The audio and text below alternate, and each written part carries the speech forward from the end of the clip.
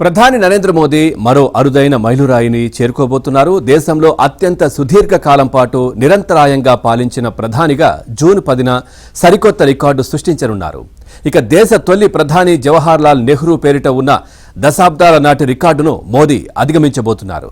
2014 మే 26న తొలిసారి ప్రధానిగా ప్రమాణ స్వీకారం చేసిన మోదీ జూన్ 10 నాటికి వరుసగా 4399 రోజుల పాలనను పూర్తి చేసుకోనున్నారు.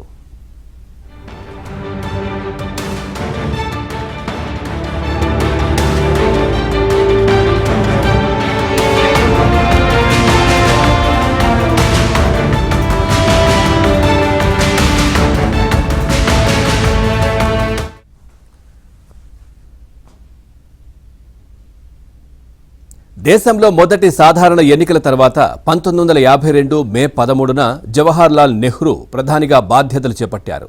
1964 మే 27న మరణించే వరకు వరుసగా 4398 రోజుల పాటు ఆ పదవిలో కొనసాగారు.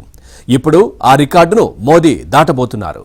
అంతకుముందు 2025 జూలై 25న మాజీ ప్రధాని ఇందిరాగాంధీ పేరిట ఉన్న 4077 రోజుల నిరంతరాయ పాలన రికార్డును మోదీ ఇప్పటికే దాటేశారు.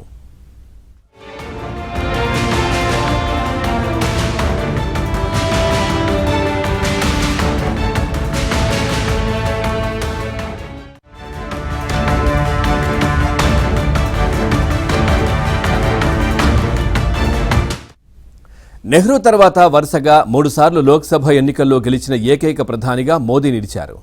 కాంగ్రెసేతర ప్రధానిగా వరుసగా 2 సార్లు పూర్తి మెజార్టీ సాధించిన రికార్డు కూడా ఆయనదే. ఇక గుజరాత్ ముఖ్యమంత్రిగా దేశ ప్రధానిగా కలిపి అత్యధిక కాలం అధికారంలో ఉన్న ప్రజాప్రతినిధిగా ఇప్పటికే మోదీ రికార్డు సృష్టించారు.